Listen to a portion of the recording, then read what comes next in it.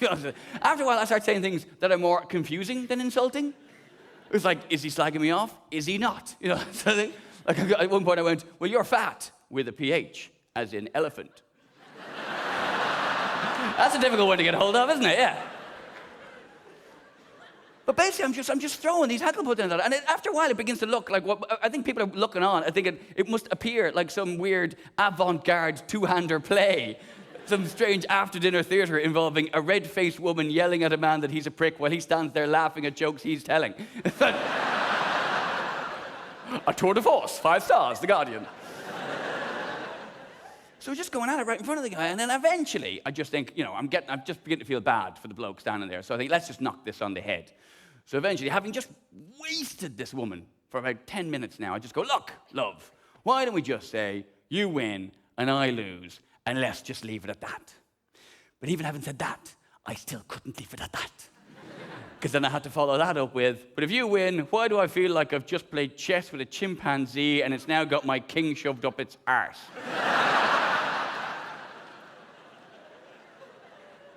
At which point the boyfriend steps forward, and after I've just been locked in a slagging match with his missus right in front of him for the last 10 minutes, he does something worse than anything I could have said to her by going, here, Ed, can I get a photo with you?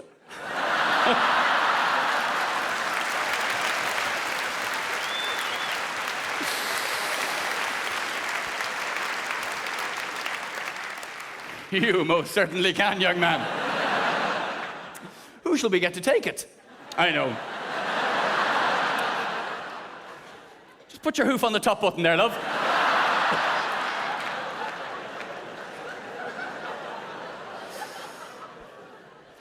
Okay, that last line, I thought of that the next day. All right, the rest of it is true.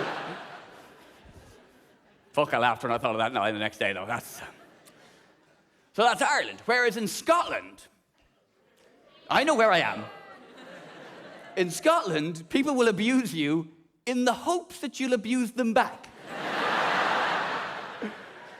If you don't, they're disappointed, and if you do, then they like you. Because I do love you, Scotland, but you're ever so slightly psychotic, aren't you?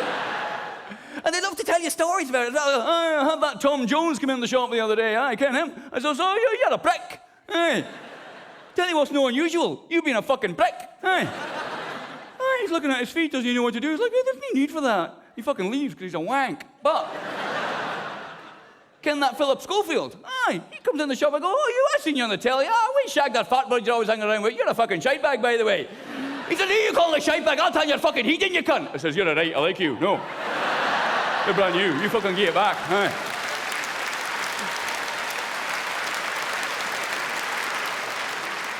Well, folks, that seems like an excellent time to have some sort of interval, because I'm nearly out of cider and my bag needs to be emptied.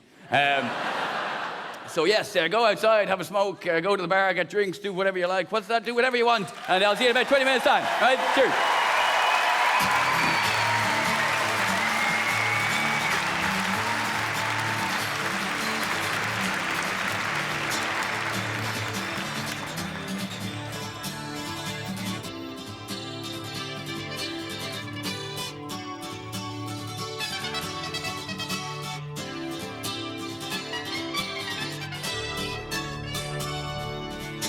Ladies and gentlemen, please welcome back to the stage for the second half of the show, me.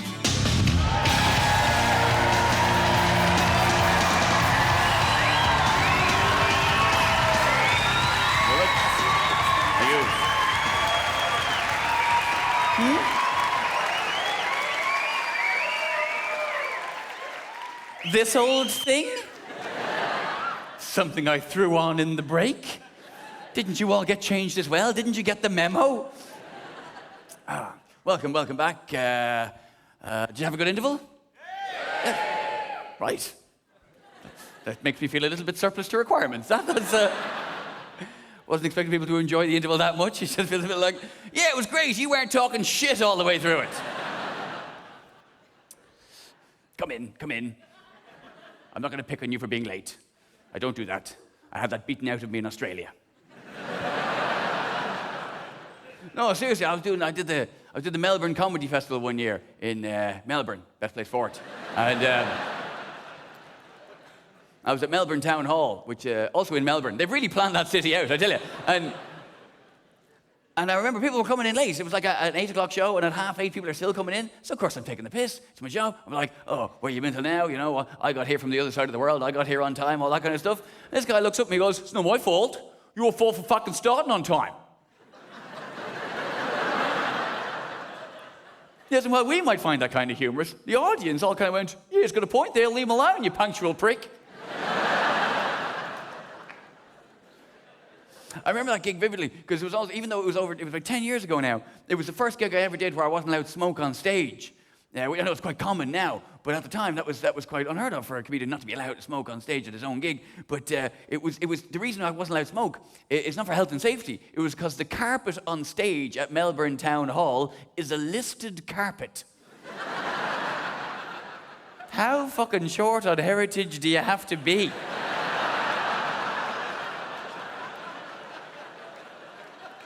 I can't have a fag because yous have no culture. Oh, that's fair. Anyway, I digress.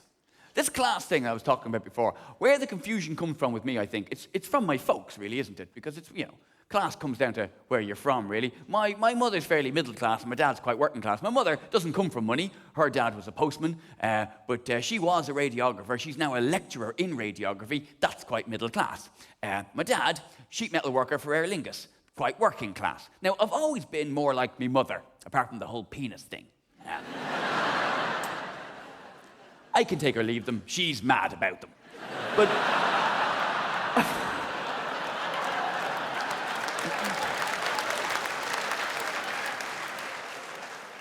Can't wait for her to see this show, eh? Edward, I bought copies of your DVD for all my friends. No!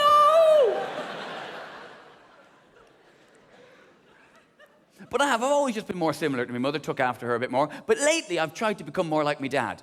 And I don't know if it's to do with the age he is or the age I am or whatever it is, but the way this has manifested itself was recently, let's say the other day, shall we? I had an old oil tank in my back garden that I wanted to get shot of, so I thought I could get a man in, and then I thought, no, I could do it myself, for I am a man.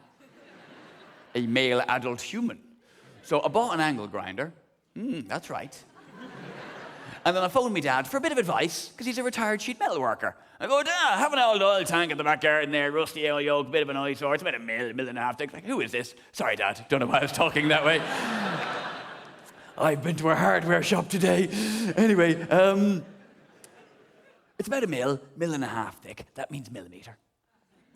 Now, an angle grinder with a carborundum blade, that should do the trick, shouldn't it? I knew it would. I'd looked it up on the net. I don't know why I'm doing that. He's not really on the phone. In fact, it's not even a phone. Now, you can clearly see it's a hand. Just explain to the audience how you're not really on the phone there, Dad. Yeah, I think they get it. You're right, I've pushed it too far now. Bye! Anyway, he's gone. Magic of the theatre. The point is, I realised halfway through the conversation, I wasn't really asking him, I was telling him.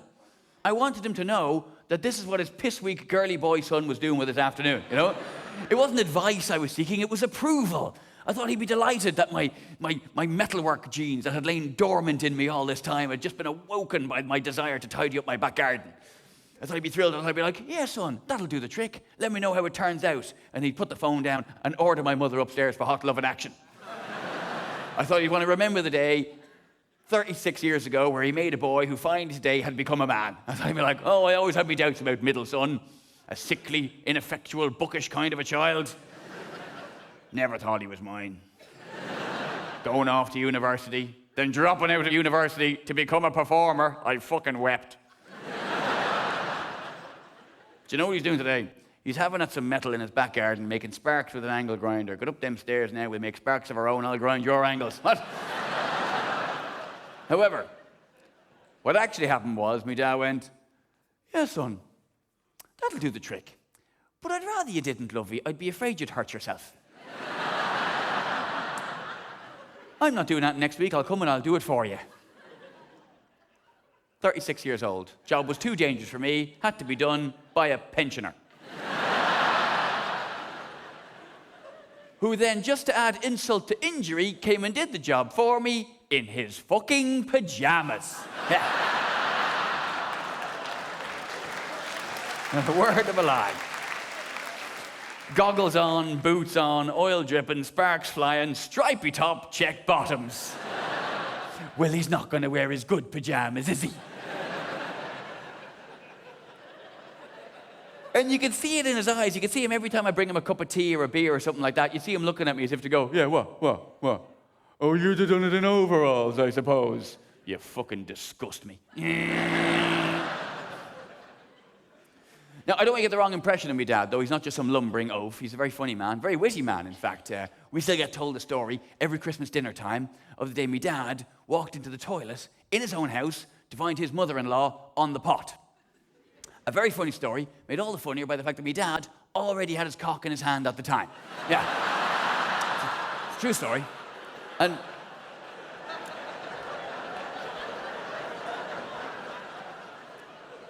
it's one which I have to say, it shows a level of planning on the part of my dad I would not normally associate with the man, you know?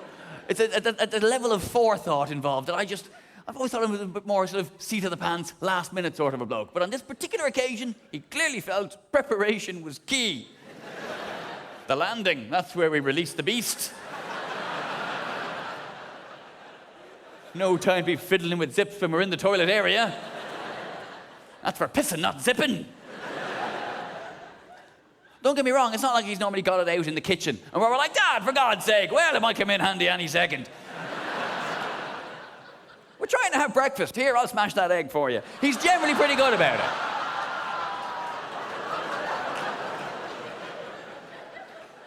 But just on this particular occasion, he just clearly had a bit of a better to have a cock in your hand and not need it than need a cock in your hand and not have it sort of attitude about him. So he comes bursting through the toilet door, and basically, as far as I am to the edge of this stage, right, he is to my granny, his mother-in-law. Lad out, locked and loaded, safety off. And still advancing. My granny looks up and then looks away, doesn't want to catch his eye.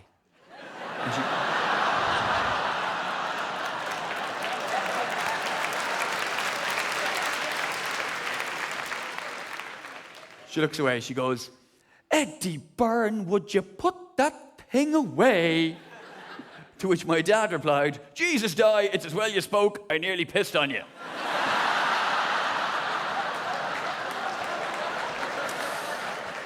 A fine tale.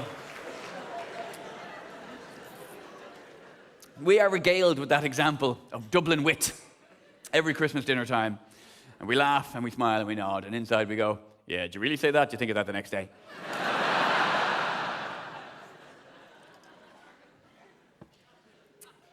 So that's where I'm from. That's where I grew up. Nowadays, technically, I suppose I earn enough money to be middle class. But I've given that a go, and it just hasn't really worked. I've tried. I don't feel comfortable doing middle class things. Like I've been skiing. I think we can all agree that skiing is quite a middle class, kind of a posh sort of thing. And the reason I've been is because they have a lot of gigs now, particularly in skiing resorts in France. They put on comedy shows, so they pay you to be there, and they throw in ski lessons as part of the package, and you're there anyway. Look, I'm justifying why I've been skiing. If I was proper middle class, I wouldn't give a fuck, would I? I'd be like, I've been skiing. How come? Because I can afford it. Fuck you. But the little working class part of me feels the need to justify it. That's why actually at first I tried snowboarding. Because snowboarding, it's a weird thing. It's just as expensive as skiing, but it doesn't have the same class baggage. It's not viewed as being quite as posh. So I tried that first, but I can't do it. For me, snowboarding is basically like being beaten up by a mountain. Ed, do you want to come snowboarding? I could, or you could just cover yourself in snow and kick fuck out of me. A lot cheaper, I'd have said. So skiing it is.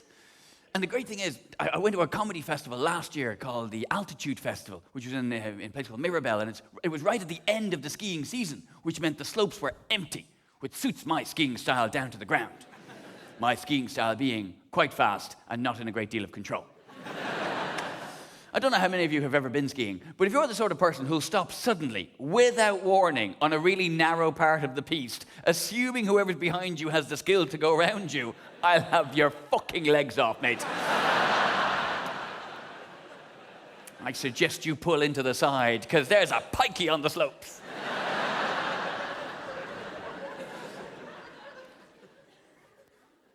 Here's a tale that sums up the whole class thing for me quite succinctly, I think. My girlfriend's parents, now a girlfriend at the time, more about that in a moment, but her parents came and stayed with us for a few days the other day. And, one of the days they were with us, we had pheasant for dinner, which I think we can all agree, yes, that deserves a woo. It's quite posh. Pheasant is a posh meal, even if you have it with alphabeti spaghetti. It's still pheasant. It still counts as posh. However, the reason we had pheasant for dinner is because one of the days they were staying with us, a pheasant flew into the patio door, broke its neck, so we fucking ate it. Thank you.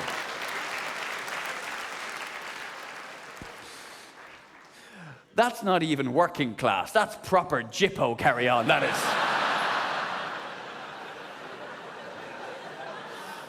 I think you'll find that's called being a womble. We didn't see it happen, we just heard it go thunk into the patio door. And the four of us are standing around it. And I can't pinpoint the exact moment where the consensus moved from, oh, to, But we're just all kind of looking at it, and we're like, oh, the poor thing, oh, must have hit the patio door. That's terrible. That's a big one, though, eh? No, And then it was my girlfriend's dad. He spoke up. He's a farmer, right? He's around this whole circle of life thing. He knows he's a man of the land. He's right across this whole sort of carry on. So he goes, yeah, we could eat this. I could prepare this for us. Suddenly I'm 8 years of age. Yeah, cut it open. I want to see its guts. So he did it all. I watched him. He took the head off and the feet off and the feathers off and the insides out of it. We roasted it up. It was lovely. But where does that leave me on the class spectrum? Because on the one hand, it's still pheasant, which is still posh. And not only that, it's free range and organic. It's all the stuff the middle classes care about. And we're very environmentally friendly. We're talking 0 food miles here. Yeah? You cannot get more carbon neutral than having your dinner fly itself into your fucking house under its own steam.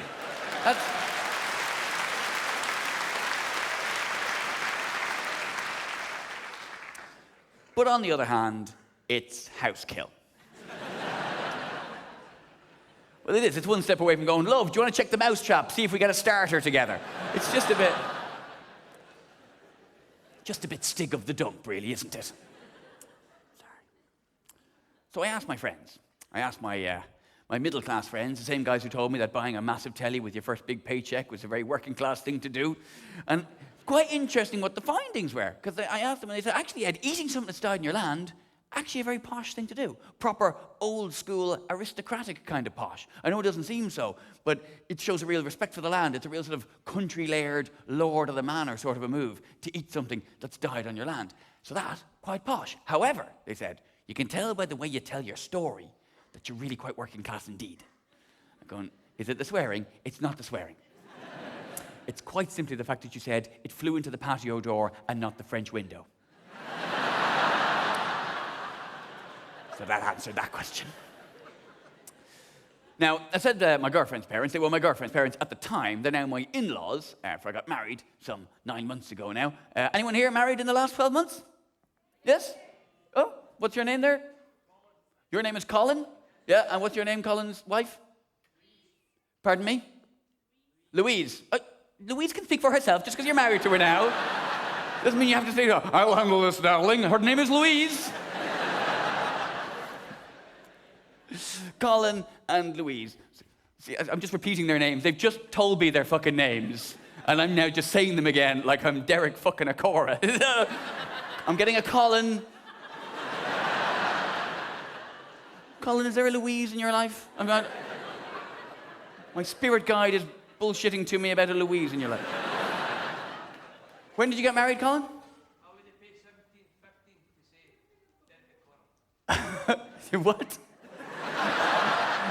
You wouldn't have paid $17.50 to see Derek Acora. Thank you very much. That's like a reverse heckle. That's like, I don't know how to deal with that. I can't go, well, you're very handsome, you know. It's like,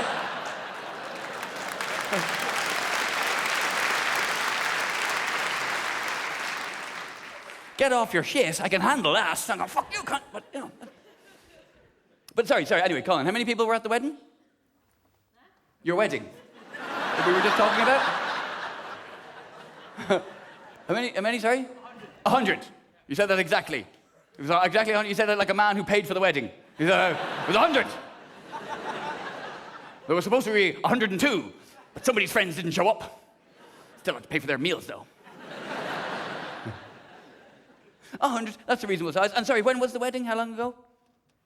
2 years. 2 years ago. All right, so what I said in the last 12 months, you're kind of cheating. But that's fair enough. Okay. That's fine. That's all right. Don't nudge him, Louise. He's proud. And are you enjoying being married, Colin? No? Oh, you were allowed to that because she shook her head as well, so that's all right. It's nice when you offer a man a chance to be romantic on a plate and he just fucks it off. Actually, what's great is sometimes I will ask that question of somebody in the audience and it'll be really romantic. They'll go, yes, it's great, and it's wonderful. And, oh. And then sometimes you get someone who'll just fuck it up just a little bit, you know? Like I had a guy in Wolverhampton and I asked him, are you enjoying being married? And he was doing really well and then he fucked it up, you know? Are you enjoying being married? Yeah. It's all right. Oh, you ruined it. You were winning. I have to say, I'm really enjoying it. Do you find that people confer more respect on your relationship now that you're married? You know what I mean? You know? It's like, people are like, your girlfriend seems nice. Actually, that's my wife. Oh, sorry, I won't look at her tits again. I didn't realize. It's a really weird thing. I love loads of things about it. I love the ring. I love the reminder of her on my hand there all the time. I love the title, husband and wife. There's loads of little weird, mushy shit I love about it. But I think my favorite thing about being married, and admittedly, I've only been married 9 months now, but my favorite thing about it has got to be the fact that ever since I've been married, I haven't had to plan a fucking wedding. That's been great. I wake up every morning and go, no wedding planning to do today.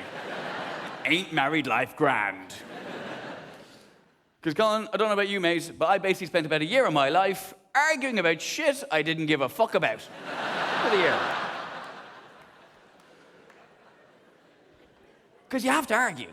And my wife is not one of these women who's been planning her own wedding since she was 12 years old. I wish she was. It would all have been done before I met her. No. We had to do it together. And whatever we'd be discussing, whether it be the venue or the catering, the flowers, whatever it was, as soon as there'd be a disagreement, I'd go, oh, well, love, let's just do whatever you want. To which I get, you just don't care, do you? What was I thinking? What an ogre I am, giving you your own way. Let's have a row about it instead, shall we? I think we should have the prawn salad starter. I think we should have the smoked salmon. Well, fuck you! Smoked salmon, idiot! Drawn a line here, not an inch is being given, no quarter offered. That's how much I love you and can't wait to start our new fucking life together. With you and your smoked salmon eating ass. Ridiculous. You have to deal with wedding people as well. And wedding people with the best will in the world are arseholes. Each one of them so determined their little corner of the wedding is the most important thing in the world. And none of it is. Has anyone ever come away from a wedding going, I'm never speaking to them again. Did you see that cake? A 4-tier cake. They're a 3-tier couple and they know they are. How dare they? I've never been so insulted in all my life. They should have 3 separate cakes on a triple-tiered cake stand, creating a cake experience that was both contemporary yet elegant. That's what they should have done. Honestly, you think you know a guy. It's not rocket science. It's actually very simple. Look, feed them, water them, don't marry a bitch, make sure the best man doesn't say motherfucker in his speech. That is about the size of it.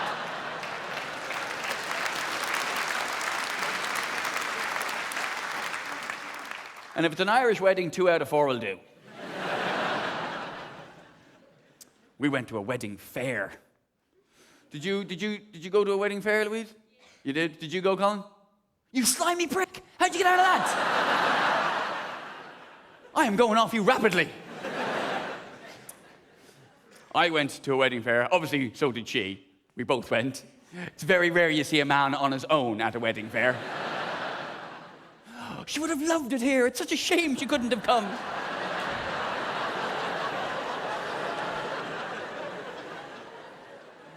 I give that marriage 2 weeks.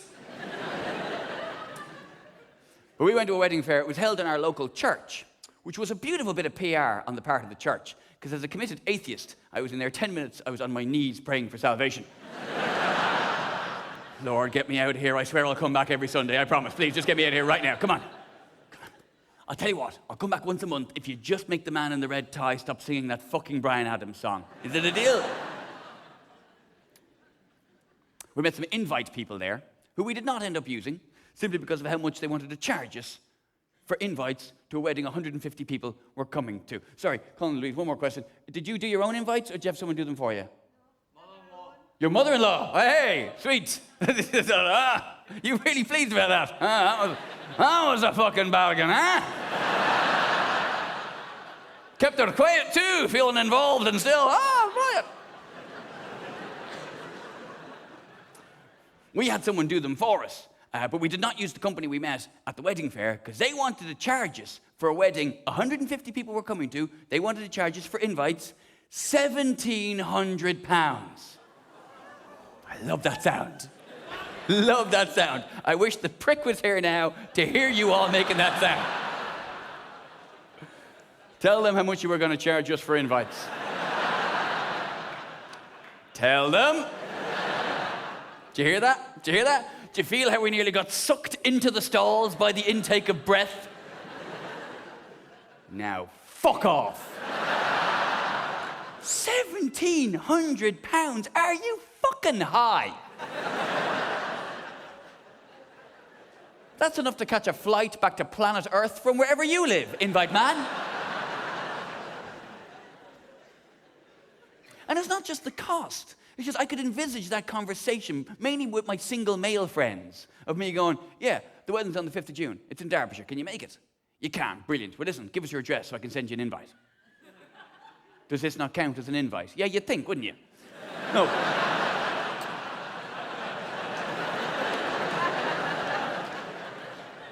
Here's the problem. The wedding's currently running under budget to the tune of £1,700. Help us out.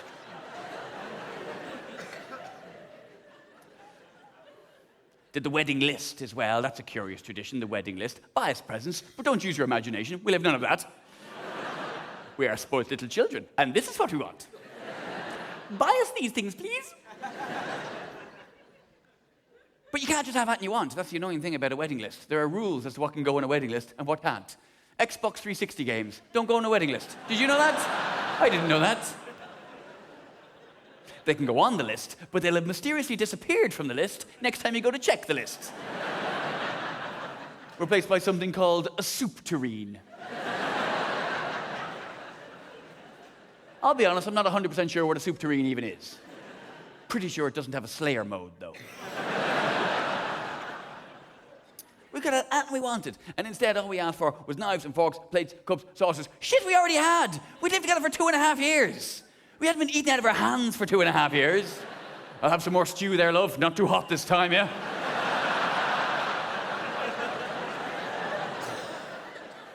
Seriously, baby, we have got to get married. This is bullshit.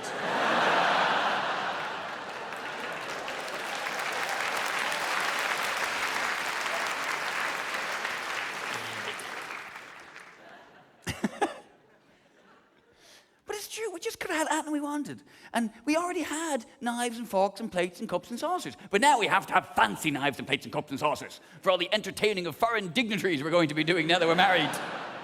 All those ambassadors that didn't want to come to the house while we were living in sin for fear it besmirched their political reputation. Well, no, why are they married now? Very well, bring out the Ferrero Rocher. This is another case where the sort of working class and middle class parts of my brain went to war. Because at one point, I'm standing in a shop, and I've got a plate in my hand worth £95, right? No food on this plate. It's just a plate. Now, the guy who works in the shop was already annoying me. Partly because I'm very easily annoyed, but also because we walked in, we told him we were looking for stuff for our wedding list. He says, and when is the wedding? We said, it's in 7 months. And he said, oh, that doesn't give us a lot of time. It gives us 7 fucking months. You show me someone who takes longer than 7 months to pick out plates, and I'll show you someone I don't like. So he's already annoying me. So I'm picking up this plate. The reason it's so expensive is because it's platinum gilted. Now, I'm not trying to be man of the people about this. I had never heard of such a thing as a platinum gilded plate. So I pick it up, I go, I like these silver ones. And he looks at me like he's about to wipe me off the sole of his shoe. You can tell what he wants to say is, will you people be needing cutlery, or will you just bury your snouts in a bowl? But instead, what he actually said was, that's platinum, sir. I'm like, excuse the shit out of me. And then I did that thing that you do, that stupid, weird, backward, reverse psychology where I went, let's get these then. Let's get the most expensive thing in the shop just to show him. Yeah, just to show him. That's what happens if he's rude to us. He'll make more money that way. Yeah. Did I watch Pretty Woman backwards?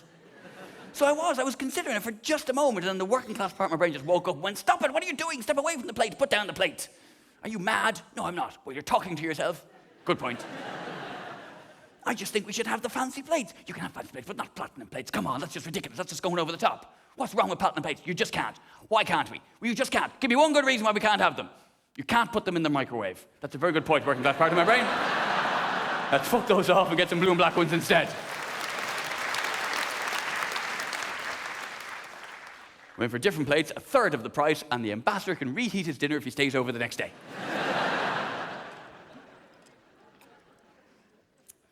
There's some traditions I approve of, though. Like, for instance, whoever the bloke was who came up with the idea that the man could not see the woman in the dress before the wedding, what a fucking genius. I want to shake his hand for getting me out of that particular shopping expedition. Well done, sir. She asked me to go, and I remember thinking at the time when she asked me, I went, oh shit, I don't want to do that. And then suddenly remembered, I'm not allowed. And this guy, oh honey, nothing would give me greater pleasure than to watch you try on infinity dresses. I can't think of a better way to spend an entire day than watching you run the gamut from ivory to cream. But I don't want to jinx us. I still have to hear the horror stories, though. My wife-to-be coming home with, tales of woe. Now, quick biographical note on my wife. She's from Derbyshire, the daughter of a farmer, quite a down-to-earth sort of a person. However, she's worked most of her adult life in the theatre industry in the West End in London. So she sounds really posh, but she's fucking not. And it's really quite refreshing to hear her say not posh things in her posh, cut-class English accent. So she'll come home from a fitting. How did the wedding dress fitting go, dear? I swear to God, if that woman in the wedding shop had grabbed my boobs one more time, I was going to kick her in the cunt. It's a wonderful thing to hear your wife-to-be come out with. It really is.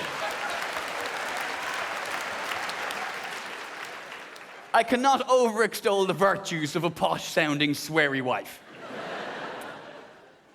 But I'd have to hear all the horror stories. How's it going? I can't get the dress I wanted. Why not? Because apparently it takes 11 months to make that dress. 11 months to make a wedding dress. How lazy are these wedding dress makers?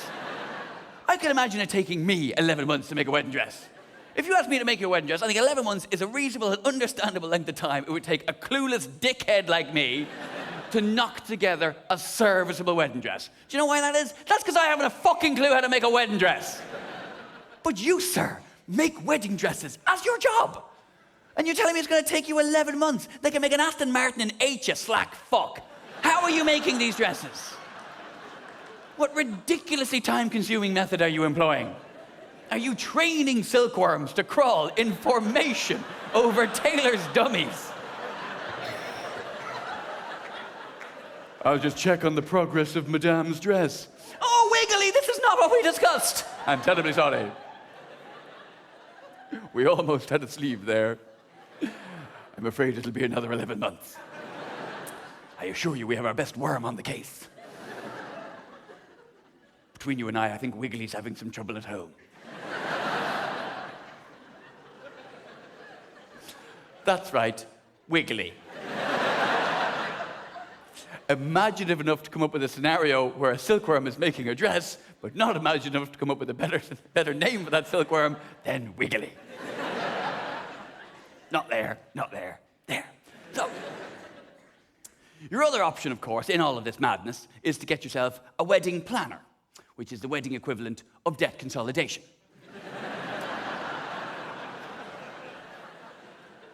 Rather than dealing with various different arseholes of various different levels of arseholery,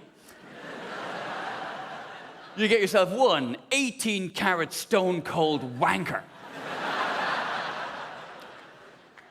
Put all your arseholes into an easy-to-manage fuckface. And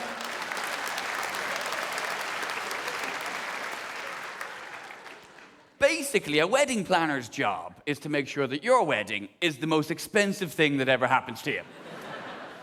And every time they try and juice you for another few hundred here, few hundred there, every time they try and pick your pocket for just a little bit more, the clarion cry is always, well, it's the happiest day of your life. Yeah? You don't want to regret it, and you don't want to scrimp on the happiest day of your life, yeah? You know, you don't want to look back on the happiest day of your life and go, oh, we should have done that differently. The little details are really going to matter on the happiest day of your life. And I'm thinking, surely, if there's one day in your life where the little details don't matter, it's the happiest day of your life. If ever there's going to be a day where you're just going to let shit slide, it's going to be the day you're distracted by how ecstatically happy you are. It's the happiest day of my life. I can't believe it's finally here. But his tie doesn't match her shoes. It's fucked. I'm going home. It's the happiest day of my life. I found her.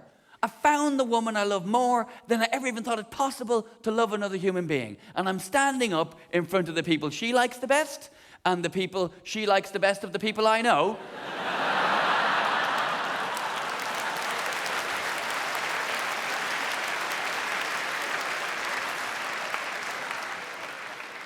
I'm not sure if you're actually applauding or just nudging each other with that one, but that's a happy day. Who cares if someone had the bad taste about chrysanthemums on the table centers? On a really happy day, the little details don't matter. Case in point, right? I'm only telling you this because it's a fact, and it helps my argument. I'm not trying to brag, I'm not boasting, I'm not trying to show off. I'm just trying to prove a point here, okay? 13 years ago, in Adelaide, Australia, I had sex with two women at the same time. Now, I know I don't strike you as a type, but it happened. But here's the thing. I can't tell you for the life of me what I had for dinner that day. I think you got my point there, yeah.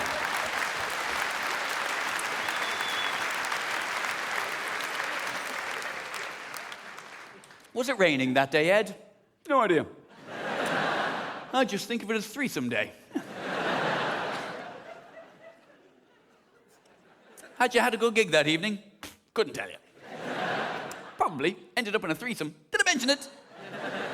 All other details from that day have been marched from my head with pitchforks and torches by the angry mob of the threesome memory. Get the fuck out of here, minor detail. This is our day. Which brings me to another point. The happiest day of your life, getting married. Really? Maybe if you're, 18 and the happiest thing that's happened to you so far is you passed your driving test. But if you're 36 and your bride is 35, it's really more of an admission that the happiest days of your life are behind you. No? Come on. Honey, I know I can't do any better than you, and you're not getting any younger. Let us put frivolity and joy to one side. I know that's not very romantic. But romance is where you find it, ladies and gentlemen. I remember the day I realized me and she were doing the right thing getting married. We'd already gotten engaged at this point, so one could argue it was quite late for such a revelation. But I just remember the day I realized that we were already an old married couple. Even though we weren't yet that old, and we certainly weren't yet married, we were already an old married couple. I just got kind of a snapshot of what we were always going to be like, and it was beautiful. Right? It was the night of the earthquake that we had down in England. I don't know if you must have read about it and probably had a nice little snigger to yourselves. But it wasn't a big deal. It cracked a few chimney pots in Lincolnshire. But we just barely felt it where I live. I live in North Essex, and you could just feel a judder. But what you say to the person you're in love with, when you can actually feel the ground upon which your house is built moving, speaks volumes about your relationship. What you choose to say to the person you're actually in love with, when you can feel the planet upon which your species resides vibrating, is very indicative of how you're doing as a couple. And what I said to my now wife was, are you doing that? Beautiful moment. Are you doing that? Like she's gonna go, yeah, Ed, yeah, I'm moving tectonic plates. Just to piss you off while you're trying to watch House. Fucking idiots. Kind of things you might do. She's a very funny woman, my wife, a very funny woman. In fact, I can illustrate with this final tale I want to tell you, which is that when I asked her to marry me, this is how funny she is, when I asked her to marry me, she said no for a joke. Isn't that funny? Isn't that a funny joke? Oh, that's hilarious. I asked her to marry me, she said no for a laugh, ah ha ha ha. I remember it vividly. We're in a restaurant, right? And here's another damning indictment on the state of our relationship. She told me this afterwards. She knew, apparently, that I was going to ask her to marry me this day because, quote, I'd been really nice to her all day. Kind of feel a bit bad about that. We're in a restaurant, and I remember I kept trying to get the conversation around to the subject of us. You know, and where we're going in our relationship and that sort of thing. Because you can't just go from a standing start to a proposal. You know, you can't just go, how's your steak? Marry me. It's going to be a bit... And if you do, try not to make it sound as needy as I just did there. A little bit of advice to anyone watching. Save a drowning man. That's not sexy. So I'm just trying to get it onto that sort of subject, you know. However, at this point, she'd had about 4 glasses of white wine, and Wurzel had his talking head on.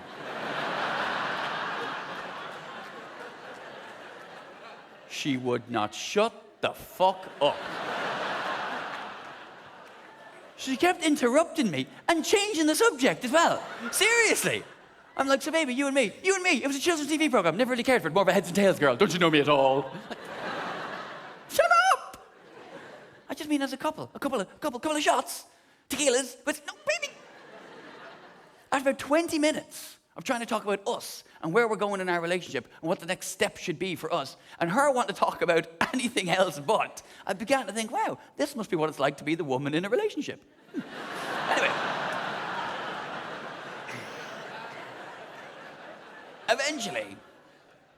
Eventually I get onto the subject of us long enough to pop the question. I go, I'm asking you to marry me. And she goes, no. And I go, what? On the outside. On the inside, I'm going, fucking what?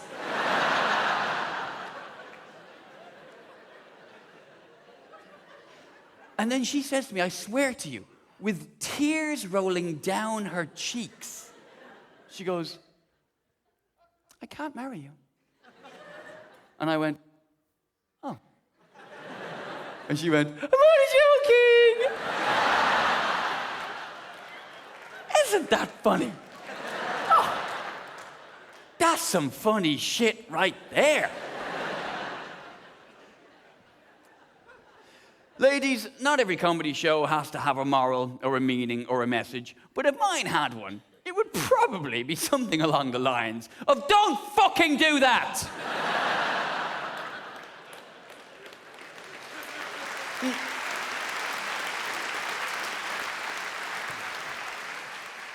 And not just because it's mean either, because obviously it's not the meanest thing you could ever do. The meanest thing you could do would be to do the opposite. That would just edge it for meanness. Will you marry me? I'd love to. Psych! That would be meaner.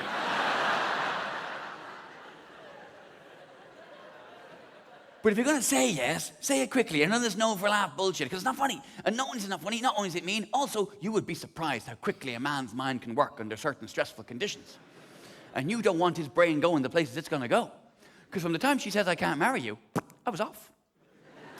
Look, oh, she doesn't want to marry me. I thought I was in there. That's a shame. Well, we may as well break up. Not a lot of point in continuing with this farce of a relationship. It's clearly not going anywhere. I suppose I could buy her out of the house. Maybe we could sell the house, split the money down the middle. Get myself a little bachelor pad in the West End of London and have the lads around for drinks every night. God, it's been ages since the lads came around for drinks, hasn't it? Yeah. Maybe not even London. Maybe I'll go to LA. Maybe I will. Maybe I'll hook up with that agent that I met in Montreal, get that ball rolling, break America. Fuck LA. Maybe I'll go to Vegas. Yeah, I could become like a lounge act. I won't make a lot of money, but I'll shag dancing girls every day and take cocaine every night. I'll be dead by the time I'm 50, but I'll have a laugh. I'll do what I like. I'll do whatever the fuck I want with my life. I'm only joking. Right. Glasgow, you've been absolutely fantastic. You've been a wonderful audience. Thank you very much indeed. Have Ed Byrne. Cheers. Good night. Thank you.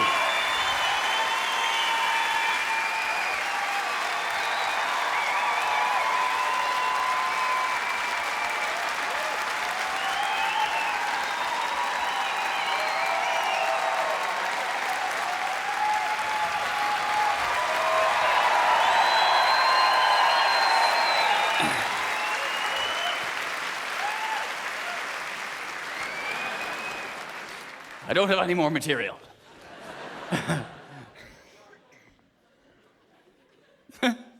Encores are weird, aren't they? Yeah. And so it's nice when people ask for an encore. I have to say, it's very, very gratifying. Because sometimes you have an audience. You have been lovely as well. You have been a great audience. But sometimes you get an audience and they're really nice, and then they don't ask. You know, like I did 5 weeks with this show at a venue down in London called the Riverside Studios. And some shows were better than others. But there was one night, were probably the best night of the run. Right? It was quite, they were just a great audience, it was lovely. And at the end of the show, I went, thanks very much, good night. As if to say, back in a second. Do that encore you're going to ask me to do, yeah? Because we've been getting on so well. I was barely off the stage. It was like a military operation. Everyone out, quick, hot. People are jumping through windows and swinging down ropes. Whereas, in the exact same venue the night before, the shittest audience I have had since I wrote this show. And there's been some competition. Some audiences are better than others. King's Lynn were just weird. Seriously, King's Lynn, it's not that we didn't laugh, but they were just odd. You see the joke about the worm making the dress? As soon as I said the line about between you and I think Wiggly's having some trouble at home, this whole half of the audience went, oh.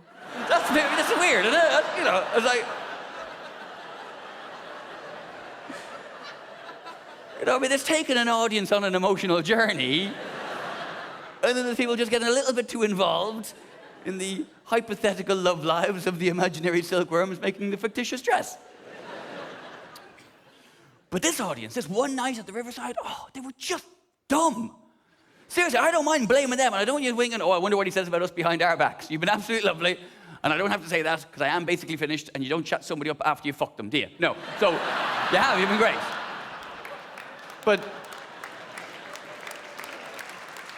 this audience, seriously, I don't know where they came from. It's like they all just got together before the show and went, let's just not get it. Yeah.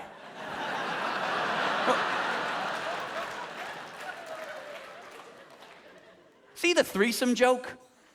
I like that joke. I'm not going to get into a nerdy comedy workshop about the timing of that joke, but I like that joke. It parted their hair as it sailed over their fucking heads.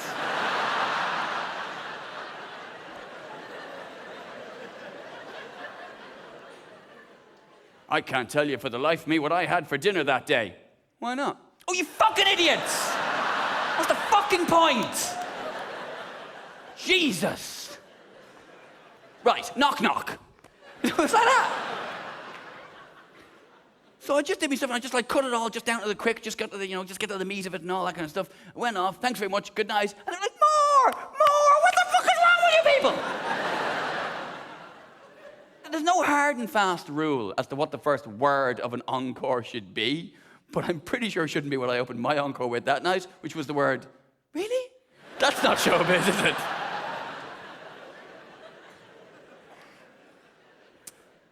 But yeah, you have been great. But encores are weird. Encores are, I think, it's a bit like when you watch a film on DVD, and then at the end of the DVD you go, oh, that was quite good. Shall we watch the deleted scenes?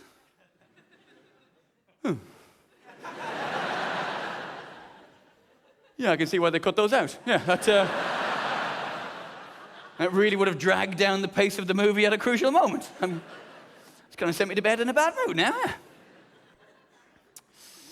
I should be going to bed in a very good mood this evening. My wife is here with me. We will be going back to my brother's house, where my wife will keep me awake all night long. Oh, yeah! Because she snores like you wouldn't fucking believe, ladies and gentlemen.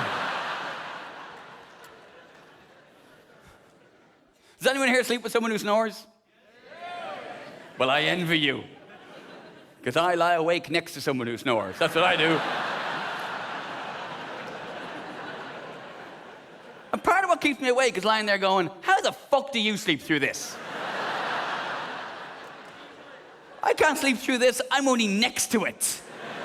The noise is inside your fucking head. How loud must that be for you? Surely the vibrations alone must be shaking your eyeballs right out of your noggin. And how come you can sleep through that? But the sound of me making a sandwich in our kitchen, that apparently wakes you up. That's too much, yeah? There is no way me making a sandwich makes more noise than you're making right now. She said the cutest thing to me one time. She said, "Do I not sound like a kitten purring?"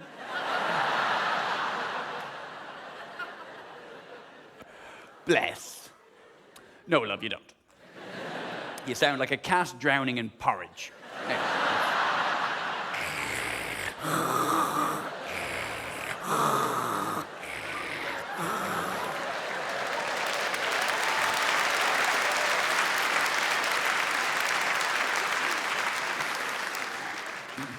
If I had a kitten made that noise, I'd put the fucker down.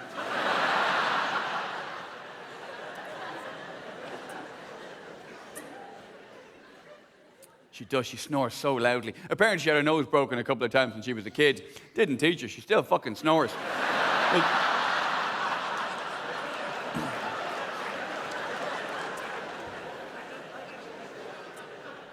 People do wonder, though, how it is I can make jokes about her. Some of them are a bit harsh, I suppose. But it's because, once again, she does. She has a great sense of humor, as I said before. In fact, I can illustrate one more time before I go. Obviously, before I go, because if I try and tell the joke after I've gone, I think we can all see the flaw in the stagecraft. This is another great example of how funny she can be. We're sitting there watching the TV one night, and she's lying across me. She's got her head in me lap, facing me. She's not perfect.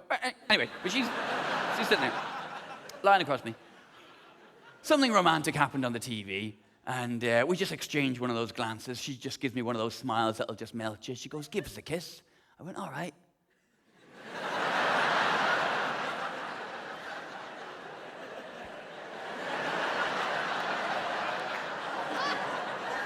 Right, ha ha ha, very funny, yeah. Love, if you want to kiss, you're going to have to move. Because if I could kiss you while your head was there, I wouldn't have to marry you in the first place. Sheila! Folks, you've been great, you've been absolutely fantastic. Thanks so much for coming out. Thanks for being part of the recording. I've been Ed Byrne, cheers, good night.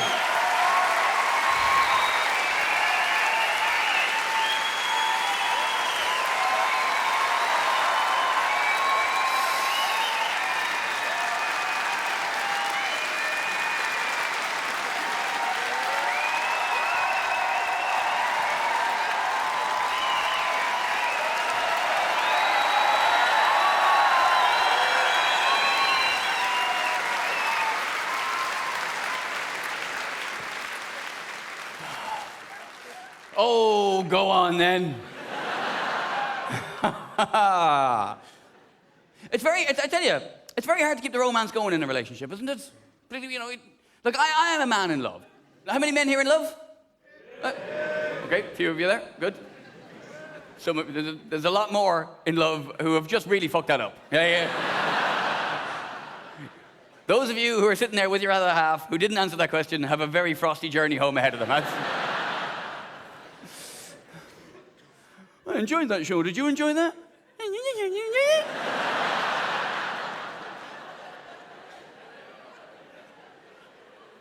Did you not enjoy it? Well, I enjoyed it, yeah, but I was listening. You didn't seem to be listening. He asked you a direct fucking question. Because being in love and falling in love, obviously two different things. They both have their pros and their cons, though, don't they? They both have their own merits. You know, falling in love, for instance, is very exciting. I'll give you that. You never know what's going to happen next. Every time you see the other person, your heart beats faster, you touch them, you tingle, you can't get them out of your head. Falling in love, very exciting. And being in love is fine. So, you know, they both have their own merits, is what I'm trying to say. But, you know, people do different things to try and get the romance going. Like, some people watch pornography together. Who here does that? Together. As a couple. You gotta have some fucking balls to do that, seriously. You're young, though. You can do it when you're young. But when you get older, it becomes a whole different kettle of fish, watching porn as a couple. It becomes like, "Oh, honey, shall we watch two people better looking than either of us have better sex than we could even dream of? Let's do that for an evening, yes?" That sounds like a top way to spend the night. My God, look at the weapon he's wielding. That really is quite something, isn't it? Bet you wish I had one of those, eh? I mean, I know you've got one of those under the bed. I'm not talking about that, but, what is she doing to his penis? It's like she's sucking it. It's in her mouth. It's like... Oh, wait, I remember those. Oh, yeah, that's... Those were the days, eh? Good times. I don't know about you, I'm getting tired just looking at them. What do you say we turn this off and go and disappoint each other? Let's do that, yeah. Oh, porn's a solitary experience. I don't watch a lot of porn. I find 5 minutes does me grand. I find it's the names of porn films can put you off. There's a film in my local porn emporium, and it's called... The film's called Jizz Guzzling Slags. Now, there's really no need, is there, for that kind of talk? Jizz Guzzling Slags. Do you have to call them slags? I don't think you do. I think it's implied in the rest of the title. They guzzle jizz. They're quite evidently slags.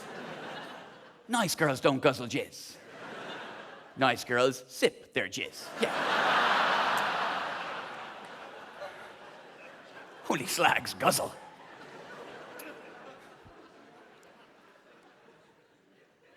But if I do watch porn, I like to, I don't like the Dutch stuff or the German stuff because you can't follow the plots. I don't know what's going on. I like to watch English-speaking porn, which basically splits me between either English porn or American porn. And I'll take American porn any day. Not just because they have better-looking people in the porn, and not just because they have higher production values, but because they have American accents. And see, it comes back to this whole class thing again, you see? Because the American accent, to my ears, is a classless accent. I can't tell if someone's a posh bloke or a scumbag because they just sound American. It's a neutral accent in my head. And that's a big part of keeping the fantasy intact when you're watching porn. Because you're going, maybe she really is a rocket scientist getting pile drived up against a cardboard box covered in tin foil. She just sounds American, you know? It's like, oh yeah, baby, do that to me. I like that. I'll speg it harder. You like that? Any carry on, lovely American lady. You watch English porn, there's no doubting where these women are from or what they do for a living. You watch English porn, it's like, that's it, bang it right up there, you dirty fucker, go for your fucking life, mate. Whack it right in there. That's it, we're having a laugh now, aren't we? Nah, nah. Shut up. Shut your chavvy mouth. People trying to masturbate here.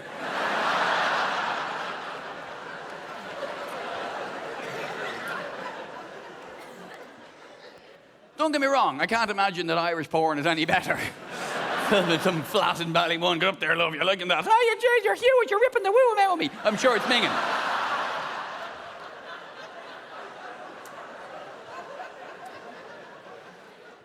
And I don't know if maybe it's because of the amount of time I've spent at things like the Edinburgh Fringe Festival and things like that, but I like to think that for some reason that Scottish porn would just be a bit more genteel and conservative and Presbyterian, you know? I have this image of Scottish porn as being more sort of, oh, that's lovely, that's lovely, aye. Oh, that's smashing, aye. I get that doing your mouth, oh, that's fantastic. Oh, well done there, him. Oh, you're quite good at that, by the way. That's it. Oh, tickle the ball bag, aye, lovely. Oh, tickle it. Oh. What are you doing there, hen? You got your finger up my bum. Is that not a bit rude? No. That's a bit previous. That's a... Oh, sure, that's quite nice. I quite like that. Well, who'd have thought, eh? Well, in for the penny, in for the pound, I suppose. Oh, that's right. Oh, I'm going to. I have. Oh, well done. Have you had your tea? Oh, Steve, your tea. Folks, you've been absolutely fantastic. Thank you very much again. Good form. I hope you enjoyed it. Thanks very much indeed. Cheers. You've been great. Good night. Thanks. Thank you very much. Cheers.